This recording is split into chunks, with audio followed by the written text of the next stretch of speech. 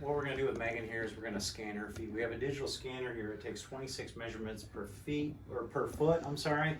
And we're able to do both feet at the same time, which saves time, and it's a pretty slick thing. So basically she's going to stand still here, and it's just going to scan almost like a photocopy of her foot. And that's basically it. And then the other thing it does is it's going to take a picture of her and measure her posture. So I'm actually going to have her stand with her arms at her side and stand what she thinks is normal posture. And why we're taking scans of her feet is because the feet are like the basement on your house. If the basement of your house is uneven, and if your feet are uneven, it'll be kind of impossible for you to hold your adjustments or stabilize your adjustments, but then your spine will compensate from there on up, and she'll have things like forward head posture where she'll stand there with her neck forward, her shoulders may be rounded, one hip might be higher than the other. It actually affects the knees as well. We find that people have had feet problems for a long time also have knee degeneration, and sometimes they have to get their knees rehabilitated or injected because their knees have worn away over time. Now we're going to take a picture of her posture.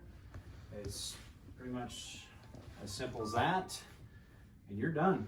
So that was a pretty quick, painless procedure, and what it does is it sends me the results to my email, and it measures the 3 different arches in the feet. So in her case, I'm going to explain this, but her foot should be just red on the toes and on the heel area, kind of like this normal one over here. And then the arch should be green, yellow on both the outside and inside, and she has flat feet.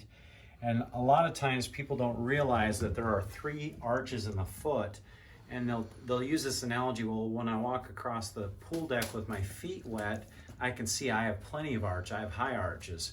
Well, the arch that they're talking about is usually the inside arch, and that is the last one to collapse.